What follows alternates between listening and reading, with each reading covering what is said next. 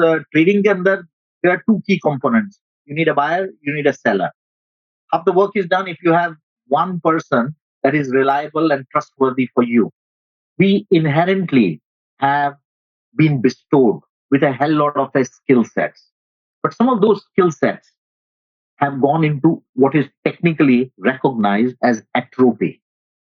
अगर एक आंख के ऊपर पट्टी बांध के 6 महीने रखा जाए तो आप उस आंख से अंधे हो जाएंगे।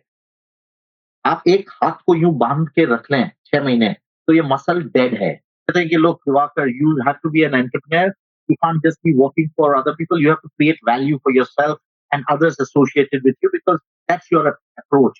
Immediately reflect that you cannot teach anyone anything. You can only inspire people to learn, or you can learn yourself. Perhaps all these were systems that were created for creating what is a buzzword today, which is mindfulness, which is being present.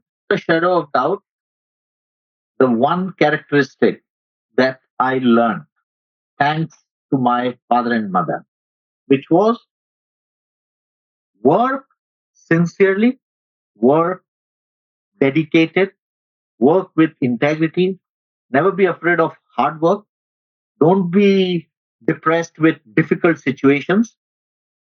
So, no matter how bad the situation, आप एक गहरा सांस लो, आप सोचो कि हाँ, जो हो रहा है वो अच्छा ही हो रहा है। क्यों? क्योंकि मैंने कभी किसी का कुछ बुरा नहीं किया।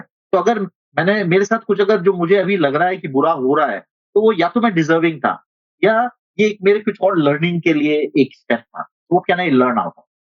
And say, you know what? Let's pause a second. Let's live mindfully present in the sense where we are, what we are doing. Let's not get carried away with the volume of information and views and perspectives that have been amplified for whatever XYZ reasons by media and comment. Let us be the intelligent embodiments that we are and reflect on it and move forward. And do good as you move along. True progress of a man is not how much he or she progresses. True progress is how much he or she contributes to others associated around with them that moves forward. नमस्ते, नमस्कार। बहुत बहुत धन्यवाद आपके समय के लिए। मेरा My pleasure. You welcome sir. पहला प्रश्न मेरा जो है वो आपके बैकग्राउंड इन्फॉर्मेशन को समझने के लिए होगा, तो थोड़ा सा अगर आप अपना ब्रीफ इंट्रोडक्शन दे सकें। मैं मूलतः जोधपुर का रहने वाला हूँ। मेरी पैदाइश ही चूरू में हुई थी। पापा गवर्नमेंट सर्विस में प्रोफेसर थे, इसलिए कई जगह मूवमेंट होता रहा। इवेंचुअली वी लैंडेड कई कंट्रीज जैसे लीबिया रहे, नाइजीरिया रहे, वहाँ पे कुछ पढ़ाई लिखाई करी। उसके बाद वापस आके इंडिया में इंजीनियरिंग करी एंड एक स्कॉलरशिप यूनाइटेड नेशंस की फूड एंड एग्रीकल्चर ऑर्गेनाइजेशन की मिली। उसमें एमएससी करने के लिए एक यूनिवर्सिटी में नाइजीरिया गए। वहां से इंजीनियरिंग करते करते international institute of tropical agriculture था, वहां पे काम किया, एक फार्म को मैनेज किया वहां पे mechanization. I am by profession an agricultural engineer. तो वो करते करते फिर प्रोफेशनल करियर डेवलप होता रहा, इवॉल्व होता रहा।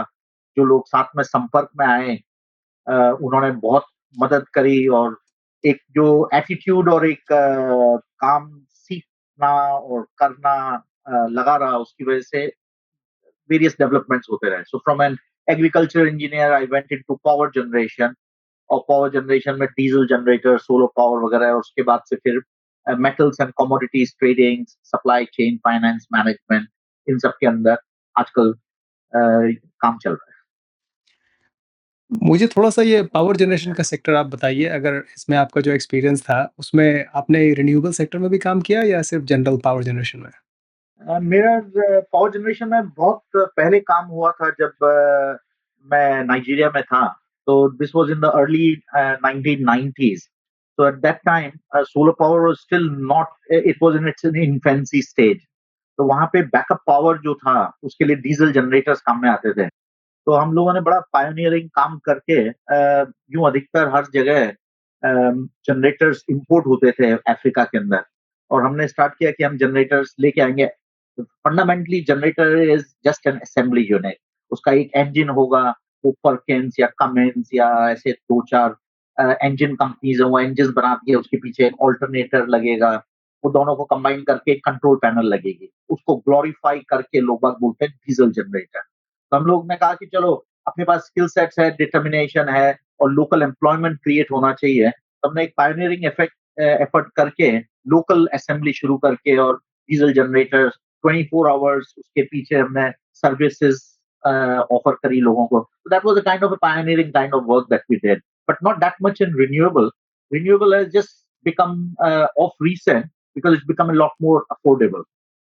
Right now, you are into, if I say the scrap metal market, or like all kind of metals. I think the work started with recycling. I always felt that when I had to change shift from engineering and professional background into a more entrepreneurial role, I felt that it must address certain pillars in your life, not just that of making profit. And recycling became very close to my heart because एक तो resource optimisation करना बहुत जरूरी था। मैं यहाँ पे UK में जब पहली बार आया तो उस समय ऑफिस के अंदर मैं फैक्स पेपर का पीछे का काम में लेता था रफ। तो सब जन हँसते थे कि क्या चिंदी चोरी लगा रखी है कि रफ पेपर काम में, वो कचरे में डालो ना एक तरफ काम में। मैंने कहा लो ये हमारी बचपन से आदत है, बाप दादाओं को हमेशा रिसोर्स यूटिलाइज करते हुए देखा। और यहाँ पे जब आए तो इतना यूज एंड थ्रो और वेस्ट कल्चर था, जबकि अपने यहाँ पे क्या होता था कि वो बॉटल्स हैं, बर्तन है, कुछ भी है, कबाड़ी वाला आता था, खरीद के ले जाता था। There was like a recircularity. Car भी है, तो 10 साल तक, 15 साल तक बाप, दादा, बेटा, घर का ड्राइवर वगैरह वो लोग चलाते रहेंगे। So there was a good optimization of resources. So I felt that recycling is a not a new concept to me, but it's something that's not being addressed properly probably here. It was still in its very young stages. There was like a lot of use and throw kind of a culture.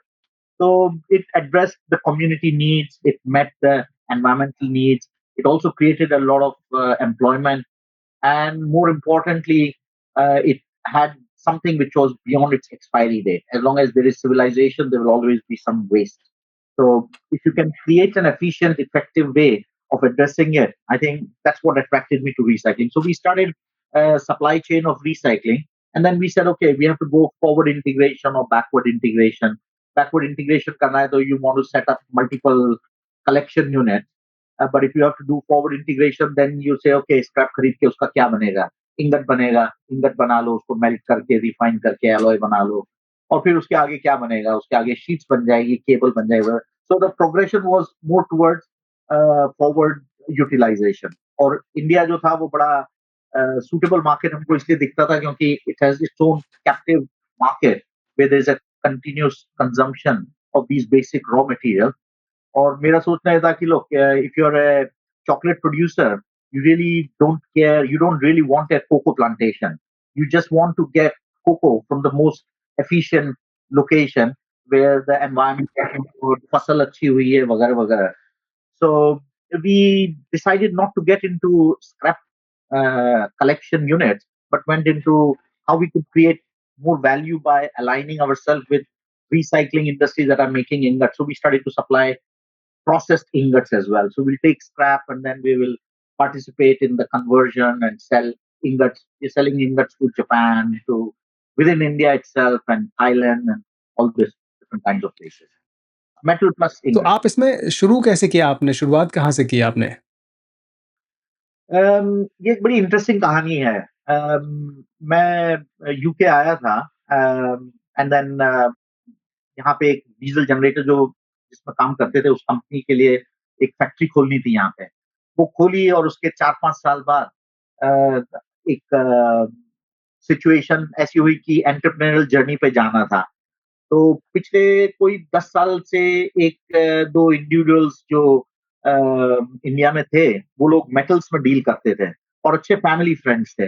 और वो हमेशा कहते थे कि लोग Diwakar you have to be an entrepreneur, you can't just be working for other people, you have to create value for yourself and others associated with you because that's your approach in life. So when I wanted to make a change, I just called them up. I said, "Look, I'm ready for it now. Let's see what to do." And what was good was trading के अंदर there are two key components. You need a buyer, you need a seller. Half the work is done if you have one person that is reliable and trustworthy for you. So fortunately for me, this gentleman in India was very supportive, and he said, "Look, अभी मैं, let's say for example, aluminium $1,000 का खरीद रहा हूँ.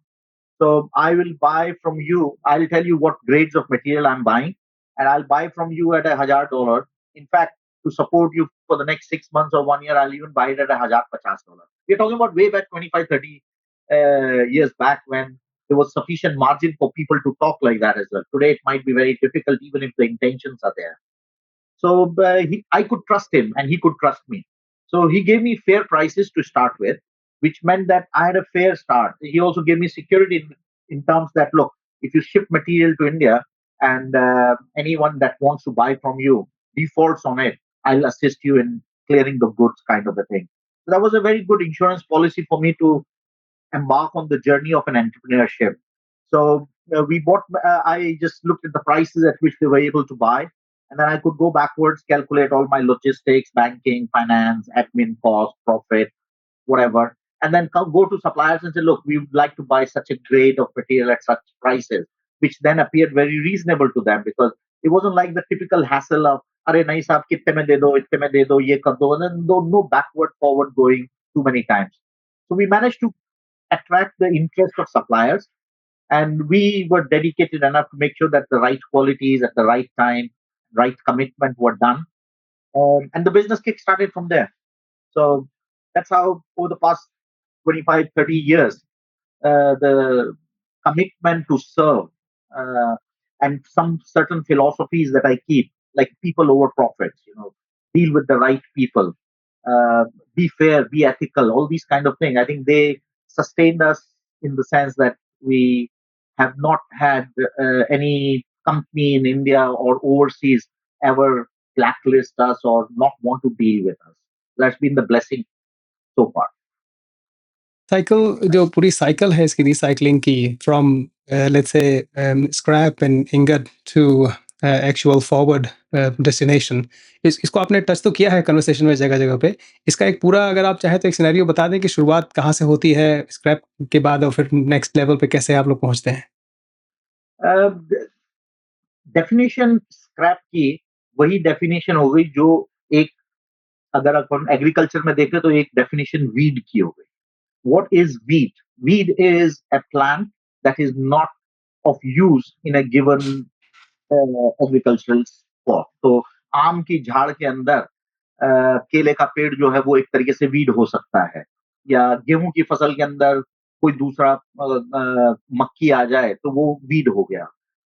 So weed is not necessarily bad, but it is not at the right required place. So scrap generally is something that is consumed either by industries or by residential sites, etc.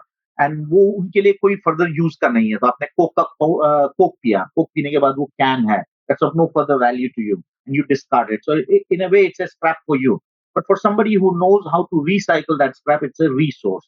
So it's more about resource optimization and resource creation of any waste, of any product which is wasteful to you, either as an individual or as an industry, but can be reconverted back into something meaningful. So I had actually last year at the India Global Forum had a very interesting conversation when there were a lot of people that were dishing on plastic. कि plastic खराब है, plastic में ये बर्बादी है, वो बर्बादी है.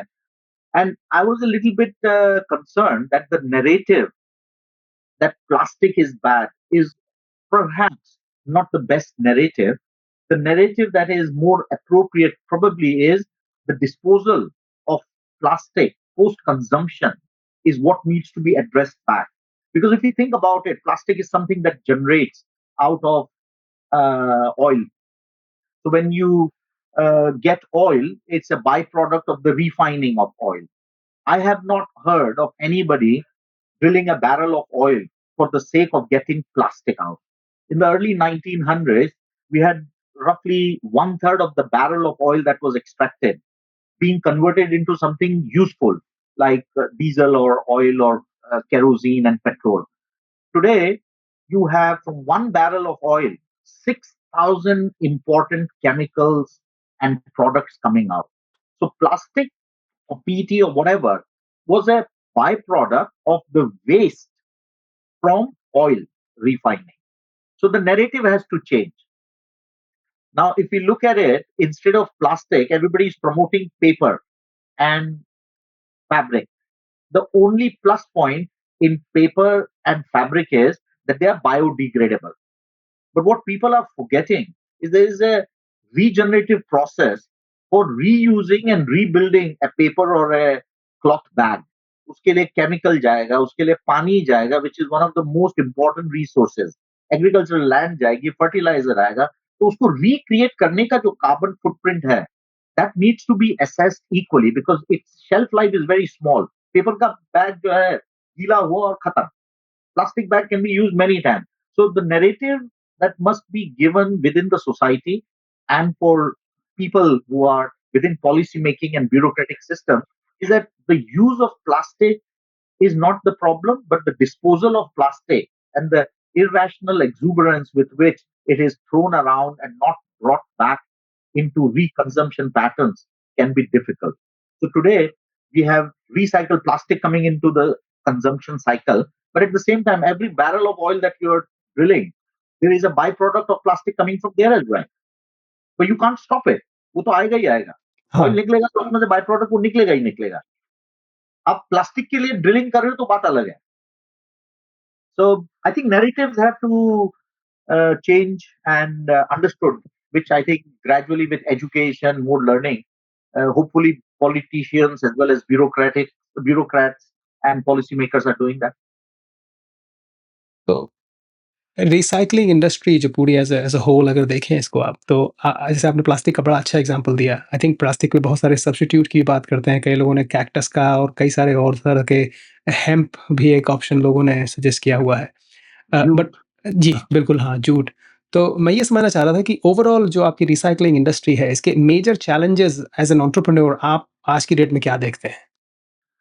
रिसाइकलिंग का सबसे बड़ा जो चैलेंज है मेरे हिसाब से वो है एक सफिशिएंट कलेक्शन जो ट्रैक्शन दे वॉल्यूम का उसके अंदर किस तरीके से किस प्रकार से होगा. अब let's say that you and I R living in UK. So let's take the cycle of how we as household are using day-to-day goods. Coke पिया, दूध लिया, उसका प्लास्टिक का कैन है या कोक का कैन है, अपन ने बिन में डाल दिया. वो बिन जो है भले ही रिसाइकलिंग वाला बिन है, but then there is a local council van that will come and pick that and take it to a local council collection center. When you and I, as users, threw that can in the dustbin, it was of zero value to us. So its journey has started from zero. And as its journey starts from zero, it continues to accumulate both a carbon footprint as well as a cost associated with its transportation and processing. So when you transport a sizable amount of material from local facilities into collection centers, and then from those collection centers, there will be some initial segregation. That initial segregation then creates a quantum of that material to go for further processing. So all this cycle of creating a meaningful volume out of the waste that is collected and its segregation and all continues to collect a cost. So it has a tangible cost collection every time that it moves from point A to point B. So as transport and logistics costs increase, as fuel costs increase, the inherent value of scrap in itself will increase. So that's how basically the waste cycle continues, and then it basically plays up against the primary production. So primary, let's say you have primary steel or primary copper or aluminium, that's available at a certain price. And people, if your product, I mean, the best thing about especially metals is that you don't lose the mechanical and chemical properties if you process the material back and bring it back into a reusable format with the right alloy and right chemistry. That's the beauty of metals. And I think also with a lot of other recycling things, you can bring it back into without degrading its effective application, you can bring it back into a good use. That's great. And recycling industry, where do you think it should be heading on in the future? What kind of, changes you expecting, let's say, in next 5 to 10 years? I think the most important thing for policymakers, bureaucrats, as well as governments, and we as consumers and users need to recognize is that recycling is not something which is fashionable. Recycling should inherently be within our own conscious awareness that it's an important aspect of a circular economy, of a circular living. And there will always be challenges because, as I said to you, when recycling product starts from zero value right up to a reusable, reprocessable grade of material, there is a cost accumulation of logistics and shipment and handling.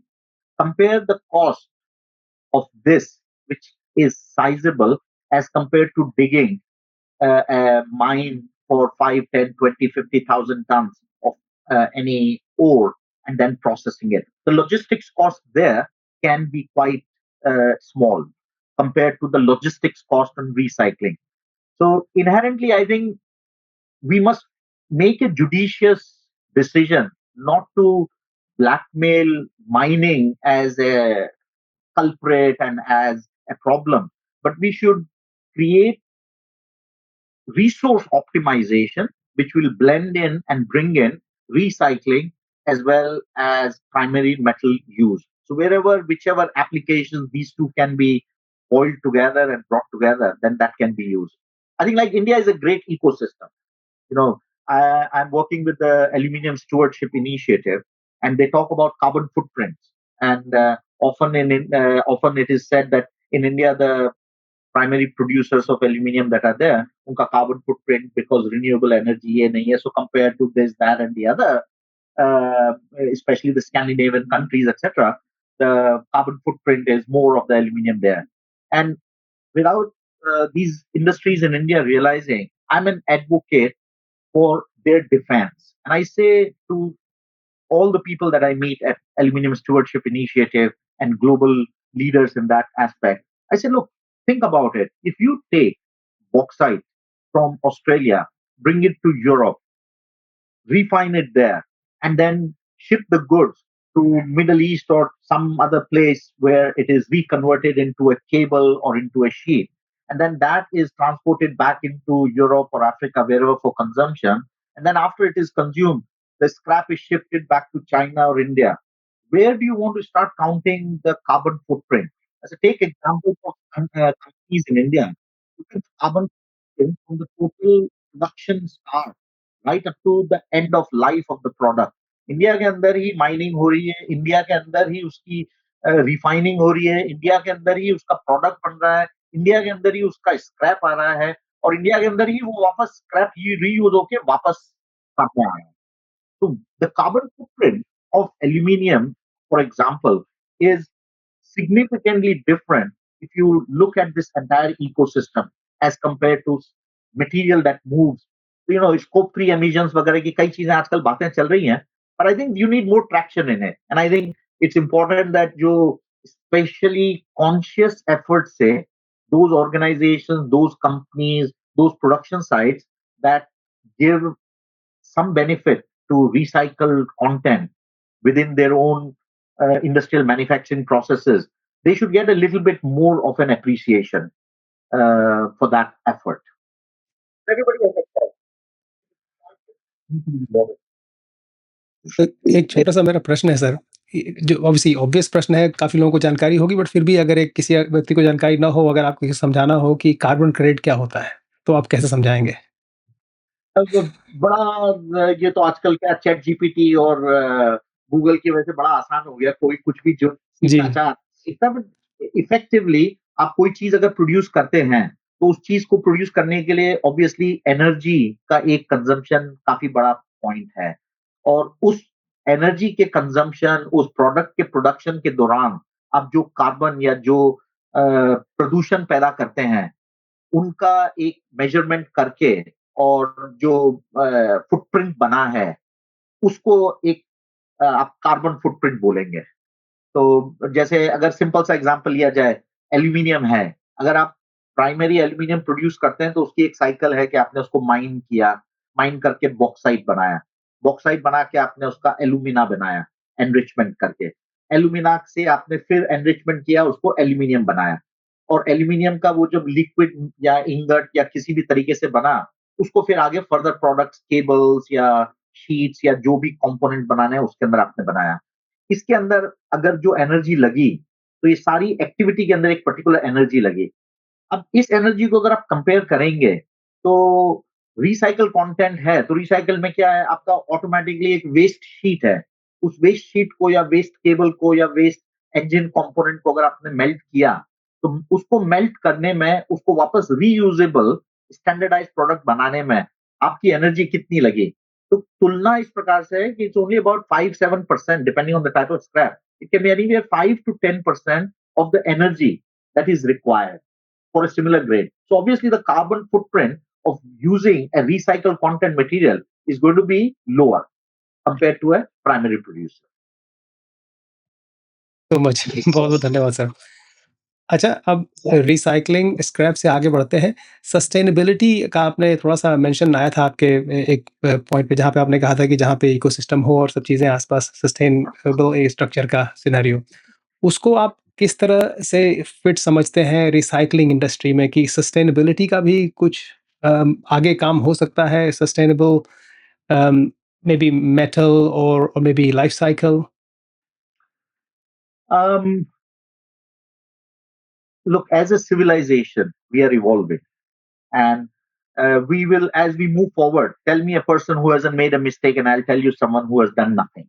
So, as civilization, as we move forward, obviously we are going to make some mistakes.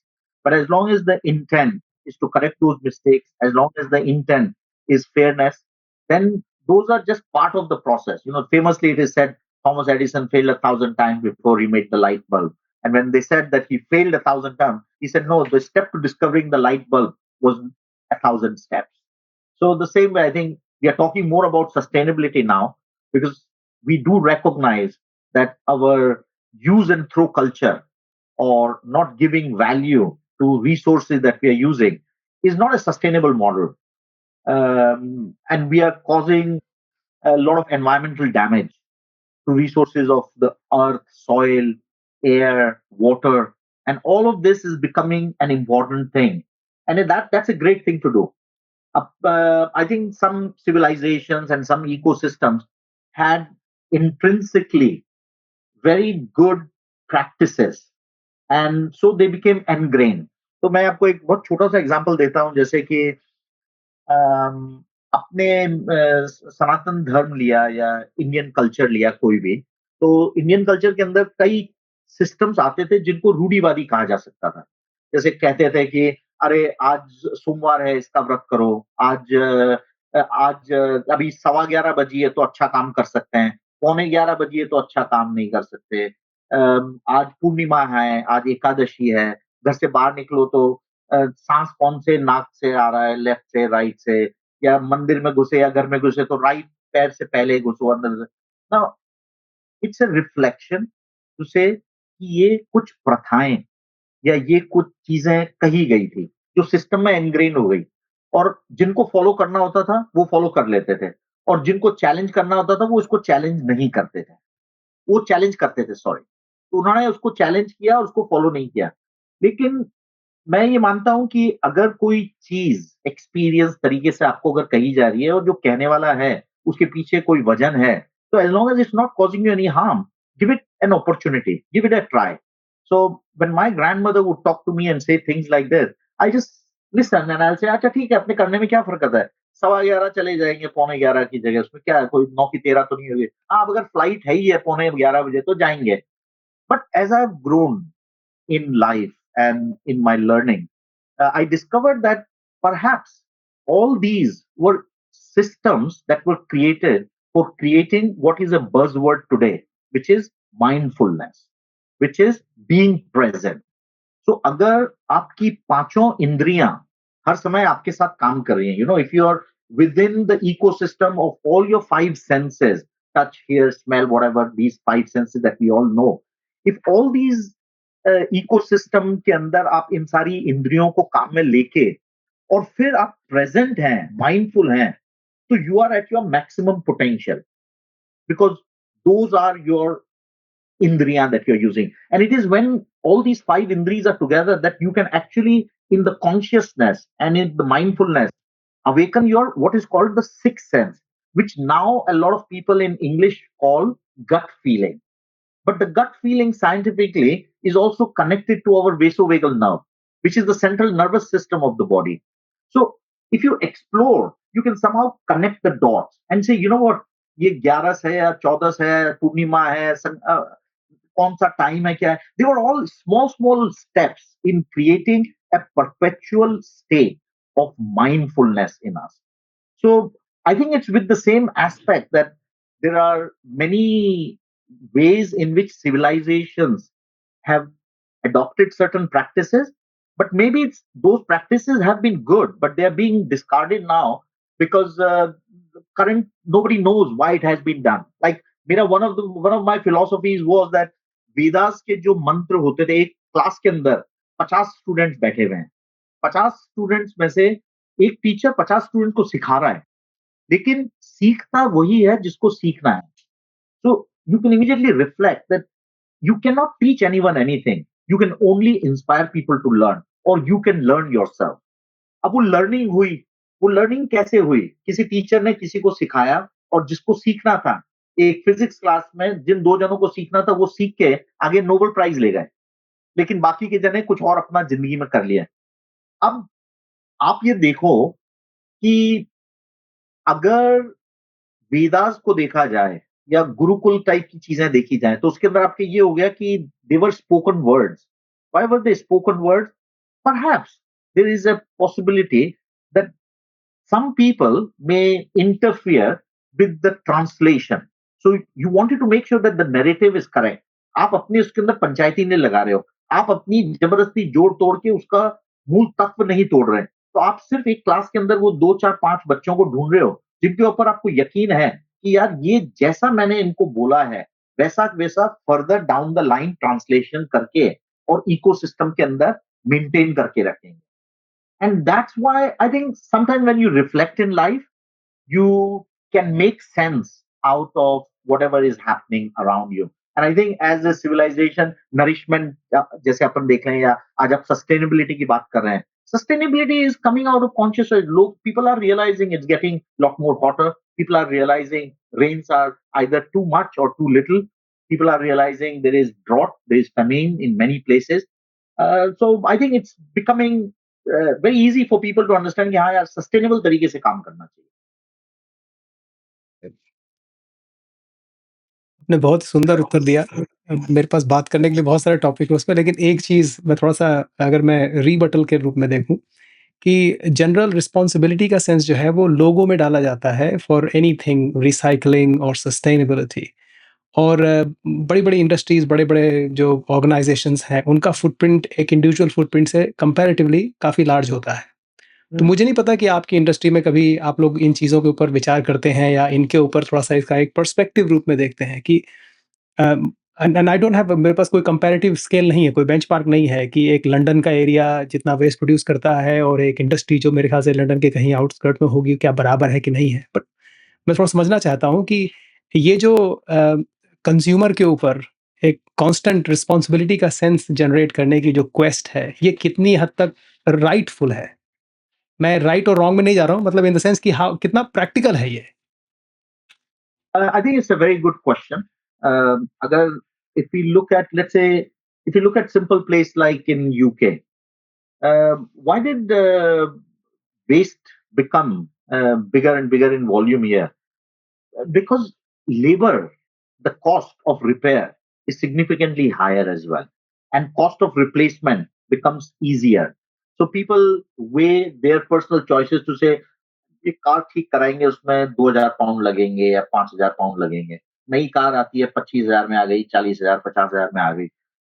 ये भी वैसे भी 5 7 साल पुरानी है, loan मिल रहा है, ये कर रहा है, ईएमआई हो. So consumption patterns have been affected for individual consumers, probably because this is what was called progress.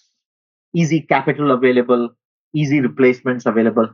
And I think there wasn't the ecosystem to educate people that look, make a resource optimization. Light जल रही है, आप light अगर काम में ले रहे हो तो उसको जला के रखो, और अगर नहीं काम में ले रहे हो तो बंद कर दो. I mean, within Europe itself, if you think about it, I've gone to more than maybe 90 different countries in my life so far, traveling for work, etc., and pleasure. And what I've seen is there are countries within Europe जहाँ पे कि hotels हैं या public places हैं, वहाँ पे lights will switch off automatically based on sensors or based on timing. But then you come to some of the societies, let's say even in England, there are very few places where you find that electricity is just being wasted. So the whole ecosystem is not like based on one individual, but it's about a think tank of people coming together and saying, "ठीक है, I think we should take certain ways and manners in which it makes sense to do certain thing." आप अगर जैसे एक country है, वहां पे अगर कोई इंडस्ट्री है ही नहीं, तो वहां से आप अगर स्क्रैप बोल देते हो कि बैन कर दिया, एक्सपोर्ट नहीं करना है, क्योंकि कोई पॉलिसी मेकर आया, उसको लगा कि अरे यार स्क्रैप तो एक्सपोर्ट कर रहे हैं, मतलब we are technically exporting energy, ये रिसोर्स तो अपने कंट्री को ही चाहिए. लेकिन आपने अगर उस कंट्री में रख भी लिया और वहां पे कोई इंडस्ट्री नहीं है, उसका यूज नहीं है, तो it doesn't make complete sense for it. So people have to realize that ecosystems in life have changed over the past. There's been a phenomenal transformation over the past 20, 30 years in technology. So, a fax machine that you and I probably bought 25, 30 years ago was maybe 500 pounds, and it would do a photocopy or a fax. But today, you can buy a fax machine for 50 pound, 80 pound, and it will do fax, copy, scan, this, that, and everything together for you. So technology has become more accessible. This is largely thanks to the efficient supply chain manufacturing that has come from a lot of different parts, especially out of Asia. And that means that earlier ecosystem society hadn't evolved. Within 100 mile, there wasn't a sufficient amount of scrap that was being generated. Within 100 mile radius, there wasn't sufficient population to justify a consumption of a reprocessed material. I think, and probably the cost of infrastructure or the cost of machines to handle all of these sustainable options probably were too expensive as well. But those things have changed. So there may be now a growing need to probably assess it in such a way that one shoe does not fit all. And you just don't look at the policies of one nation versus the other. And just for scoring some brownie points, you come across and say, अच्छा वो लोग ऐसा कर रहे तो हम भी ऐसा कर लें, kind of thing. If your ecosystem is different, then that is what is more useful. अपने यहाँ पे ये पूरे इंडिया के अंदर we are a population over a billion, 1.5 billion, right? And as a population, as a nation, maybe we have a handful of automotive car shredders, which is remarkable. Whereas in a small country, technically like UK, you may have hundreds of such shredders. In US, you have maybe five, six, seven, 800, God knows how many shredders that are there. It puts a thought on my mind. तो से India इतनी बड़ी country है, इतने लोग हैं, इतना equipment है, लेकिन वहां पे ये श्रेडर्स क्यों नहीं है? And the only explanation you come by is that पहली बात तो ये कि कारें जो होती थी या व्हीकल जो है उसकी शेल्फ लाइफ बड़ी लंबी होती थी. दादा चलाएगा, बाप चलाएगा, बेटा चलाएगा, फिर घर का नौकर चलाएगा, स्टाफ चलाएगा, और फिर वो गांव चला जाएगा, वहां पे लोकल ट्रांसपोर्ट. उसकी एक शेल्फ लाइफ जो 5-10 साल यहाँ पे गिनी जाएगी, वो वहां पे 20-25 साल हो जाती थी. उसके बाद भी अगर फ्रिज खराब हो गया तो लोग बाग उसके अंदर की वो ड्रॉर्स और शेल्फ निकाल के उसको अलमारी की तरह काम में ले लेंगे, उसको डिस्कार्ड नहीं करेंगे. आप में कोई उसके अंदर नट बोल्ट हुए, कार के बल्ब हुए, उनको मैनुअली निकालिए because there is labour available there easily, right? That people can regenerate and recreate value out of it. They will use it as spares and send it sufficient value there. So there was never a sizable volume of scrap cars or scooters, so to say, that were there that just had to be put inside a shredder and shredded into pieces. Maybe things are changing now, and yes, there has been in recent past some interest in growing shredding capabilities within India. But I think the ecosystem was different at that time. So one needs to reassess these things and say, okay, for India, this is what is applicable and this is what is workable. For China, this is what is applicable, and for US and UK, this is what is applicable. So that kind of policy making, bureaucratic assessment, those are things that are important. I think one of the things that people probably don't realize is that consistency of governance is such an important factor in bringing value to anything.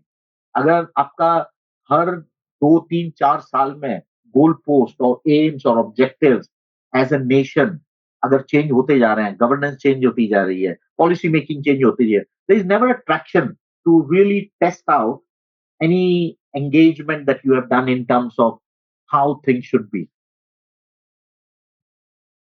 एक प्रश्न है sir कि countries like India और may be और भी countries में जो खासकर साउथ ईस्ट एशियन कंट्रीज हैं जहाँ पे रिसाइक्लेबल मटेरियल यूरोप से या यूएस से जाता है, डिफरेंट ऑर्गेनाइजेशंस या मिडिल ऑर्गेनाइजेशन जो भी हैं वो लेकर के जाती हैं, और वो अब पता नहीं वो मेरे ख्याल से लोकल लॉ से तो कंप्लाई करती हैं, बट एलिगेशन ज़्यादातर यही आता है कि वो उसको सफिशिएंटली जो है वो रिसाइकल नहीं कर रहे हैं। ये आप अपनी इंडस्ट्री में किस हद तक देखते हैं? देखिए, in every industry, in every place, in every country, there will be a population of people, businesses, organizations that do not adhere to what are appropriate practices. And we are always chasing and running after making sure that there is compliances. So I think globally there is greater awareness today that material should not be dumped as a waste from one country into the other.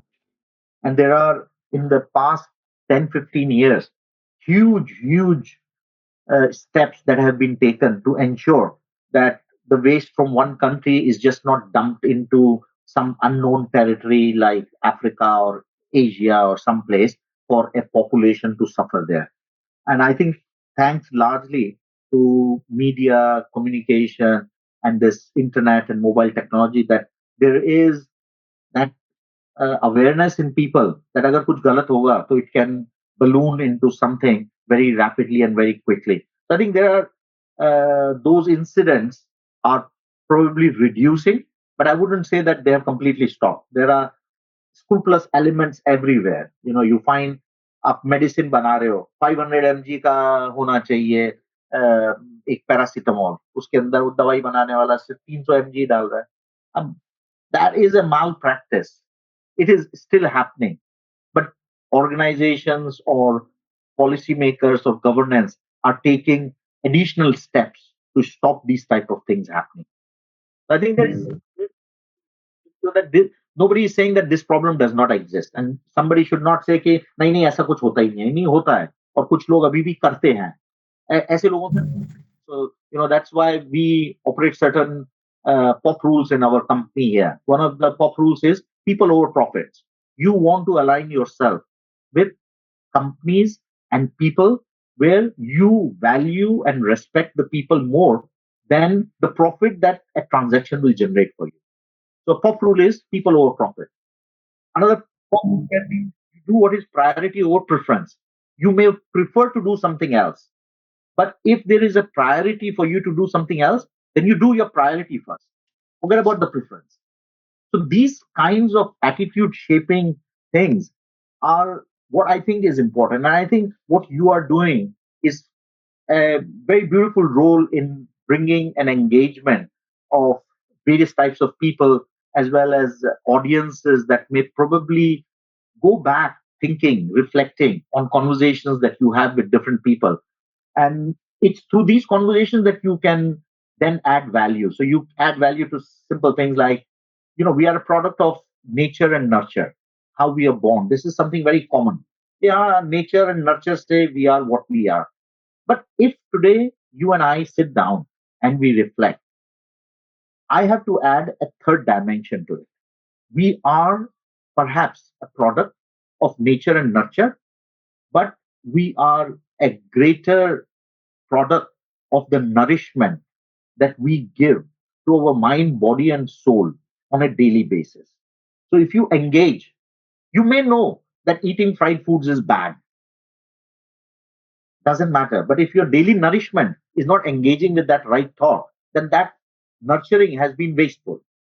So, nourishment of your mind, body, and soul on a day to day basis by practicing healthy living habits or healthy eating habits or healthy business practices or healthy people that you engage with conversation. There are people who will bring you and inspire you and motivate you and convert you into a powerful tool.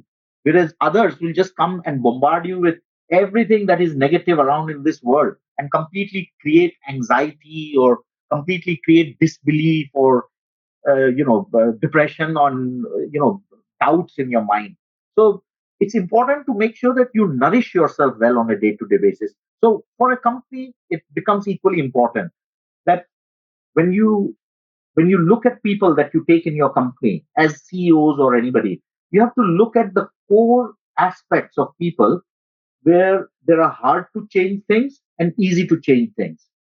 And in the hard to change things, you have things like integrity, honesty, commitment, attitude, intelligence. All these things are hard to change. अगर कोई attitude किसी का खराब है तो वो change करना बहुत ही मुश्किल काम है. लेकिन अगर किसी को एक मशीन ठीक करना नहीं आता है या किसी को कोई एक्सेल शीट काम करनी नहीं आती है, those skill sets are easy to change. So fundamentally, if you want to keep your nourishment of your company or of your own self well, then make sure that these hard to change characteristics are the type of people that you most closely associate yourself. And then you bring attraction. See, today, any belief, one of the big disadvantages in society we have, while it is an advantage, it's also a disadvantage, is that traction to any view, whether right or wrong, is exploding very fast.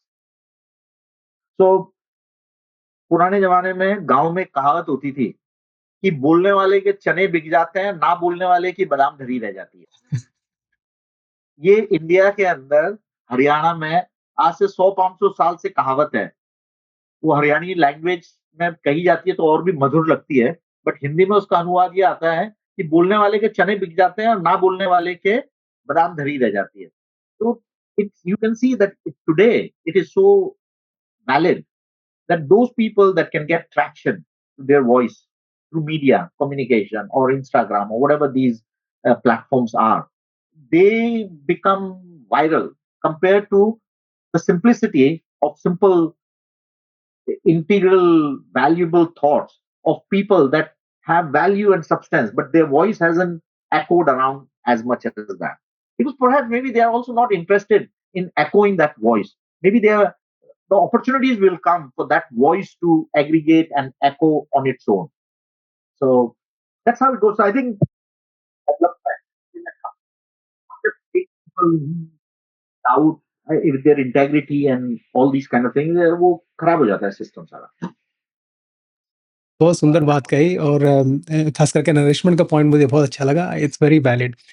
एक जो बात समझने वाली है यहाँ पे और अगर आप थोड़ा-सा आप उसको इलैबोरेट कर सकें मेरे ख्याल से फंडामेंटली अच्छे बुरे का फ़र्क जनरली सब लोगों को अपने-अपने हिसाब से होता ही है और लोग अप्लाई करने का कोशिश करते हैं। लेकिन जो आपने एक चीज़ कही कि कोशिश करिए कि आप अच्छी संगत या अच्छी बात को आप जो है ज़्यादा खोजें या पहचानें। लेकिन आपने क्या ऐसा अडॉप्ट किया कि आप अच्छी बात को पहचान जाते हैं या आपको लगता है कि आपकी ऐसी एबिलिटी है, किस कारण से है? आई थिंक जो इनिशियल बीच एक नेचर और नर्चर का था, वो of course credit goes to my father and mother for putting that ability to think, but then a great element of credit goes to the people that have by nature come across in my life. और मैंने एक चीज बड़े सोच विचार से किया कि आदमी की जो इंटेलिजेंस है किसी भी व्यक्ति की, वो इंटेलिजेंस इस चीज पे नहीं है कि उसने क्या सीखा है, वो इंटेलिजेंस इस चीज पे है कि जो सीखा है उसको कैसे अप्लाई किया है. अब मैंने एक चीज जो अप्लाई करी वो मैं किसी को जज ही नहीं करता. I don't say that anybody is bad. I think that if we bring it to explain in a simplistic way, India के अंदर लाल मिर्च हरी मिर्च अपन बड़े शौक से खाते हैं, अपने लिए बड़ी अच्छी है. लेकिन विदेश में लेके आ जाओ, अंग्रेजों के लिए लाल मिर्च, काली मिर्च या हरी मिर्च बहुत तीखी है और उनको उसका स्वाद पसंद नहीं आएगा. अपने यहाँ हींग, हींग का छौंक लगी हुई दाल या कढ़ी अपने लिए जायका देती है, किसी के लिए वो बदबू देती है. So if we want to relate to things very simply, we have to look at it that एक मसाले के डब्बे की तरह जिंदगी में अलग अलग लोग अलग अलग स्वाद के अलग अलग मूल तत्व के अलग अलग कैरेक्टरिस्टिक के आपके सामने अवेलेबल हैं। आप एक शेफ हैं। आपके स्वाद के अनुसार से हर मसाले का सही मात्रा में कितना क्या प्रयोग करके अपने स्वाद अनुसार जिंदगी को सुकून बनाना है, उतना प्रयोग करके चल रहे हैं। लेकिन ये जजमेंट नहीं करें कि ये अच्छा है या ये बुरा है। अभी रिसेंटली मेरे पापा से मेरी बात हो रही थी, तो मैंने पापा से सिर्फ एक बात पूछी थी। पापा काफ़ी एजेड हैं, तो उनके साथ अभी जो समय है वो सिर्फ़ इसी चीज़ में गुज़रता है मेरा कि उनके साथ मैक्सिमम उनको समय दे सकें, कि बातचीत करने में, उनके साथ किताबें पढ़ने में, उनकी मेमोरी, उनकी प्लेज़ेंटनेस वगैरह रहे। तो उनसे सिर्फ़ एक सेंटेंस पूछा कि दुःख क्या होता है? And in my mind I had an answer, but I wanted to see what he will say. And he said exactly the same answer that I had in my mind. He said सुख का अभाव दुःख है। Now in a way it's one sentence. In a way it is easily relatable to us to say the absence of light is darkness, right? So सुख का अभाव दुख है। इसका क्या मतलब हुआ आगे एलेबोरेट करना वो अपना दिमाग है। सुख हर किसी का अलग है। अगर हर किसी का सुख अलग है तो दुख का पैमाना भी हर किसी का अलग है। There is no universal sorrow, there is no universal pain. That is a self created thing out of your own engagement with how you benchmark yourself for happiness or pleasure. किसी के पास $1 million बैंक में रखा हुआ है, car है, plane है, boat है, लेकिन अच्छा जीवन साथी नहीं है, तो वो दुखी है। किसी के पास जीवन साथी बहुत अच्छा है, लेकिन ये पैसे नहीं है, तो वो दुखी है। So एक का सुख दूसरे का सुख नहीं है। So you determine the level of your own dukh in a way. So I think one of the practices that I wouldn't say that I have adopted, but just became systemic out of observation is that हर चीज के अंदर कुछ अच्छाई है। हर चीज के अंदर जो अच्छाई है वो अच्छाई आपने यूज करी और आप आपके आगे चलते रहे। आपको ये जज करने की जरूरत ही नहीं है कि ये अच्छा है, मतलब ये फालतू ही प्रपंच में नहीं जाना है।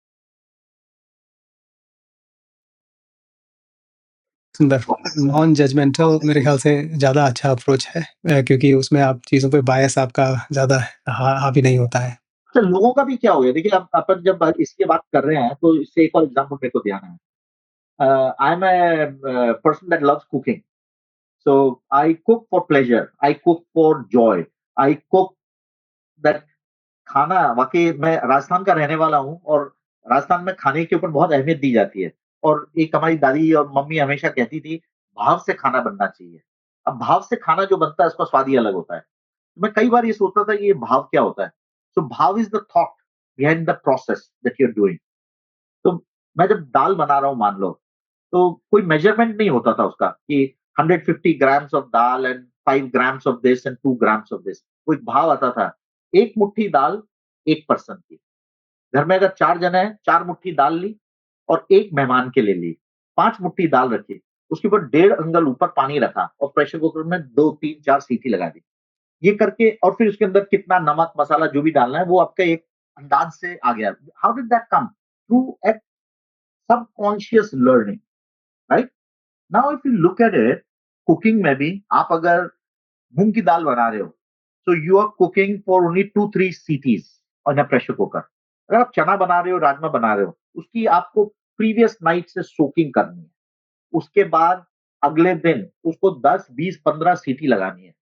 शायद हो सकता है बेकिंग सोडा डालो, ये करो, वो करो, then it becomes palatable. Now if in your life you have only dealt with moong ki dal, you are expecting every dal to be cooked in that way. So if you, the more you learn, the more you realize how little you know. And as long as you keep learning and as long as you keep changing, you will continue to stay young. I mean, my daughter a long time back had asked me that when you go old, and I had to give her an answer, and the answer that came straight on my mouth was my learning from my grandfather, who was at that time 92, 93. He passed away at 92, 93. So I said to her, you know, he was very inquisitive person. So वो 92, 93 पे उनको हमेशा ये रहता था, अच्छा ये ऐसा ये ऐसे कैसे हुआ? Why is this like this? How is this happened? Oh, we should do like this. Okay, we'll change. So my sentence to her was, you're young as long as you keep learning and as long as you keep changing and adapting. And you're old the moment you stop learning and you stop changing. So I've seen many a 30-year-old as old, and I've seen many a 80-year-old young who are always keen to learn, always keen to change. So I think if we look at it, every person, how you deal with them becomes different to how best value you can come out of it. I mean, think about it. We are more than a 7 billion people in this world.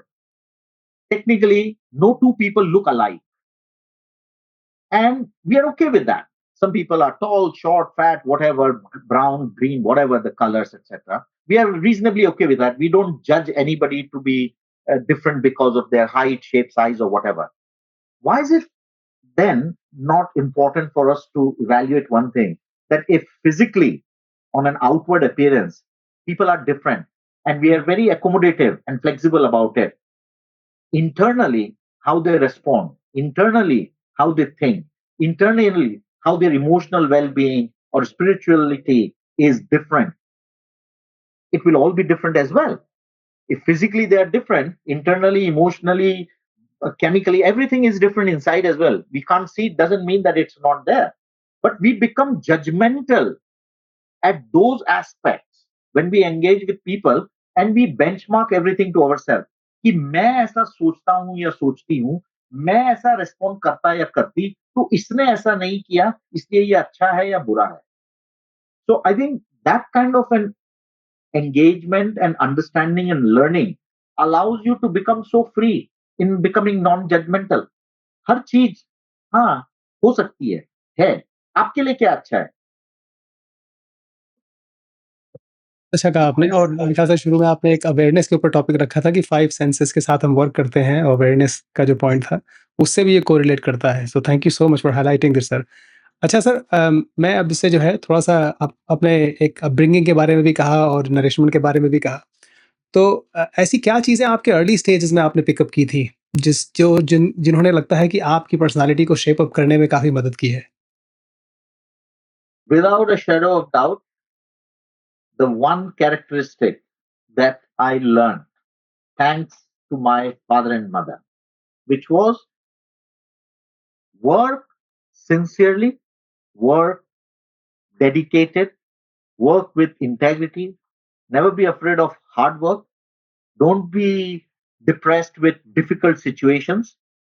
I mean, ये word जो कहा जाता है ना कि times tough times don't last, tough people last, kind of a thing. Can you imagine that as a young kid, I have grown with my parents when they went on a my father was a professor in university, so he went on a deputation or some kind of an assignment to a university in Nigeria, and we lived there for 14 years in a house in a flat on top of a mountain, where for 14 years there was no running water, and I did not see an oof on my mother's face or my father's face that every day or every 2 days we had to lift 20-liter water jerrycans and climb up one stairs of the building and use that water in a very judicious, rational way. कोई उफ नहीं, कोई शिकायत नहीं, ये परिस्थिति थी. अब वो इस परिस्थिति में क्यों उन्होंने जीना मंजूर किया? वो मंजूर इसलिए किया क्योंकि मेरी 3 बहनें हैं. अ, पापा ने कहा कि चलो थोड़ा बाहर काम करेंगे, थोड़ी सेविंग होगी, घर की फाइनेंशियल सिचुएशन अच्छी इंप्रूव होंगी. So he made a conscious choice to do this. Now, while he was doing this, he was not complaining about the environment in which he was. Today, what you see is people do things, they know that they have to do these things, but they're doing these things and they're complaining all the time, they're whinging all the time, they're cribbing all the time, or they're looking at the grass greener on the other side. अब हम उस पहाड़ी के ऊपर एक flat के अंदर रहते थे, फर्स्ट फ्लोर के अंदर, लेकिन उस पहाड़ी के नीचे भी तो कस्बे थे, यूनिवर्सिटी का पूरा कंपाउंड था, वहां पे बंगलोज थे. तो पापा and mummy could decide to live in one of those bungalows as well, but they decided that in the bungalows there were more security risks. So they said no, security is a problem, a flat is more secure. So we live in a flat. So you traded things one off for the other. We lived in Nigeria where there was very difficult. It was a lot of difficulty to get all kinds of food stuff as vegetarians. You know, I'm a vegetarian, and so were they. दालें सब नहीं मिलती थी. गेहूं का आटा नहीं मिलता था, मैदा मिलता था. So for a good number of 14 years that we were there, sabjis that were available was aloo, pyaj, tomato. There was something called snake gourd, sometimes patta gobi, sometimes cauliflower, and that's it. No other sabjis. Dale, there was only chickpeas and no other dal. So we used to bring dals from India. But can you imagine that during this time, when my mother is cooking food, she nourished us.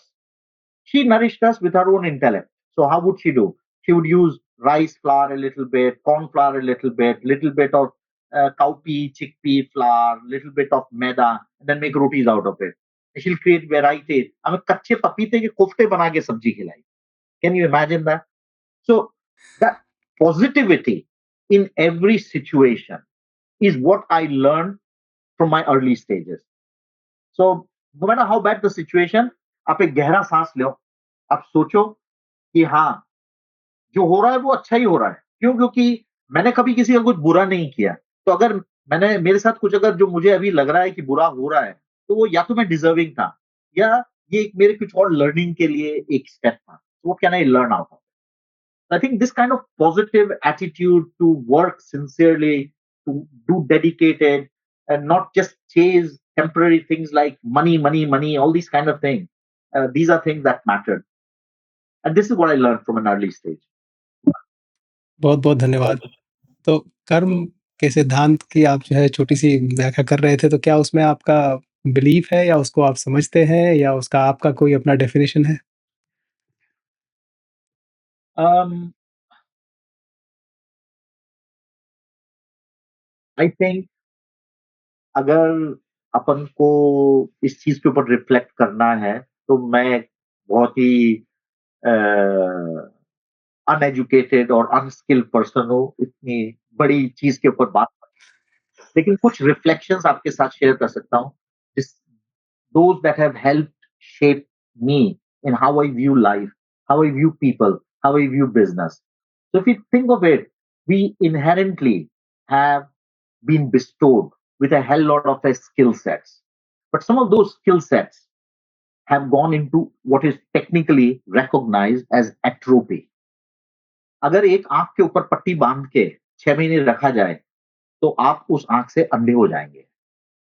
आप एक हाथ को यूं बांध के रख लें 6 महीने, तो ये मसल डेड है. You can't use this muscle again. You will have to go through an entire rehabilitation process, which clearly means that biologically and even mentally, we go into regression and we go into atrophy. Telephone numbers, आपको आज से 20 साल पहले के telephone numbers याद होंगे. लेकिन आज चूंकि मोबाइल जमाने के अंदर हर चीज स्टोर हो जाती है, तो आप अपने फादर मदर चाचा चाची घर का किसी का फोन नंबर सेलेक्टेड ही याद होगा, हर किसी का name. That means our ability to remember was there, but because we are not deploying that skill set, it has gone into atrophy. One of the most remarkable stories that I ever came across in my life was, it was reported in BBC News as well. The story was how during the migration season of storks, storks fly from South Africa to Serbia during summer, and in winter in Serbia they go back to South Africa. So one female stork got injured and she was in the backyard of a house. So the guy in the house, he converted his garage into a greenhouse and उसने उस stock को वहां रख दिया. धीरे धीरे वो stock heal हो गया, लेकिन उड़ नहीं सकी थी वो. तो धीरे धीरे वो स्टॉक फ्रेंडली हो गई, उसके आसपास घूमती रहती है, वो उसको खिलाता, लुक आफ्टर करता. अगला साल हुआ, अगला साल हुआ तो एक मेल स्टॉक फ्लाई करके वहां आया. Together they mated and they produce 3 chicks. और वो 3 चिक्स को लेके वो मेल स्टॉर्क माइग्रेट करके वापस सीजन के बाद चला गया. उसके बाद अगला साल आया, वापस माइग्रेशन हुआ, वापस स्टॉर्क आया, वापस बच्चे हुए, वापस उड़ के वो चला गया. Now storks were tagged. Now, hold your breath. The same stork for 14 years with the little brain of a stork, without a GPS, without a map, without a mobile phone, flew across 7,000 miles from South Africa to Serbia to the same house, to the same chick. Together in 14 years, they produced 63 chicks and he flew back with them, which I think is a phenomenal story.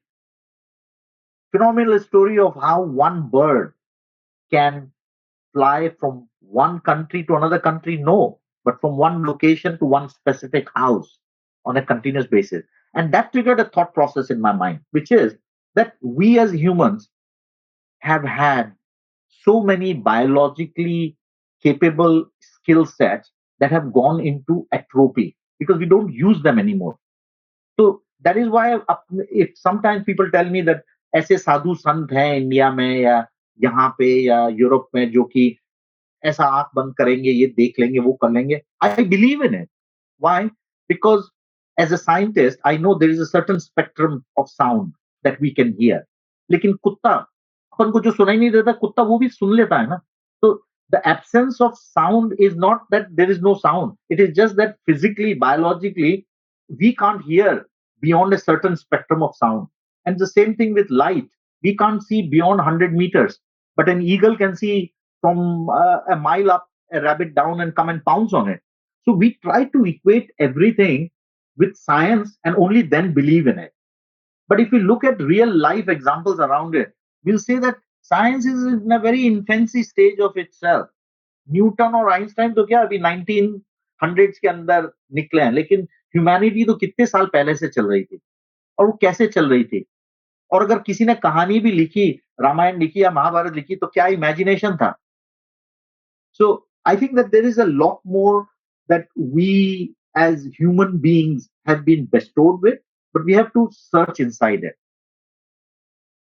मैं अभी recently एक Austria के अंदर एक health resort है the original FX Mayr करके वहां पे just to learn about body and ecosystems I had gone there and there they talk about various kinds of health practices for a healthy living etc so one of the things that they did was what was called high altitude training and in high altitude training what they do is they put a mask on your face and they gradually reduce the oxygen that is available in that air.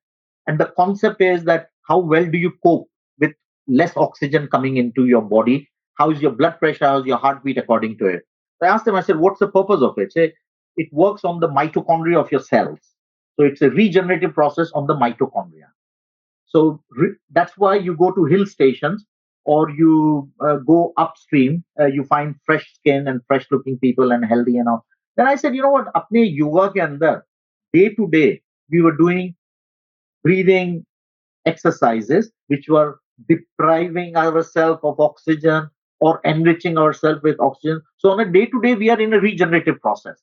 So what is important is with today's information, today's intelligence that is available to us, we self-examine, we introspect, and we bring skills out that are within us, but we haven't trained ourselves to use correctly. One of the best examples that I came across recently was when I was listening to a discourse of Babaji from Dharampur, Rakesh Bhai, and he used a beautiful example. He said, एक डूबता हुआ आदमी हाथ पैर मार रहा है और एक तैरता हुआ आदमी हाथ पैर मार रहा है रिसोर्सेज दोनों काम में ले रहे हैं एक जना डूब रहा है और एक जना तैर रहा है फर्क क्या था फर्क था सिर्फ स्किल सेट लर्निंग में एक जना सीख के हाथ पैर मार रहा था दूसरा जना हड़बड़ाहट में बस हाथ पैर मार रहा था there was no learning there was no coordination no nothing so why in life should we not learn from such reflections and say you know what let's pause a second let's live mindfully present in the sense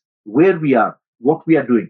Let's not get carried away with the volume of information and views and perspectives that have been amplified for whatever XYZ reasons by media and comment. Let us be the intelligent embodiments that we are and reflect on it and move forward. And do good as you move along. True progress of a man is not how much he or she progresses. True progress is how much he or she contributes to others associated around with them that moves forward. So I think you as an individual, everybody as an individual, is such a powerful tool. You just have to awaken yourself with that mindfulness, that awareness, with that intent, with that attitude, and things become easy. बहुत ही सुंदर sir. अब मैं इसके आगे प्रश्न करूँगा नहीं क्योंकि आगे बहुत ही फिलोसॉफिकल हो जाएगा conversation. But I think you very well said. I really truly agree with that. I think mindfulness, awareness and approach in a more positive manner, that's what life requires. So thank you so much for that. अगर कोई last आपके thoughts हो या कोई चीज़ मैं cover नहीं कर पाया हूँ, अगर आप कुछ मेंशन करना चाहें तो please it's open for you now. Look, I think there is beautiful capturing of various things that you have uh, brought out from this conversation. This was not a pre-decided topic and speech or anything. These were thoughts that came as because ek bhav aaya jo jaisa chalta hai. And some of the things that I'll leave behind with is saying that there's if in life there's no single food that is a totality of a nourishment to us. It's the same way. There's no single mentor or no single one person or no one single learning that contributes to the totality of your life. You should you should be open. You should be engaging with different uh, people and different skill sets to bring the best out in you. And I think we should continue to convert capabilities of people into a willingness and into a desire to do something with those capabilities. And that's how we continue to inspire and motivate and live with the ecosystem that we are surrounded with. So much sir, बहुत बहुत धन्यवाद आपके समय के लिए। बड़ा अच्छा लगा आपसे बात करके। Thank you so much. Pleasure speaking to you.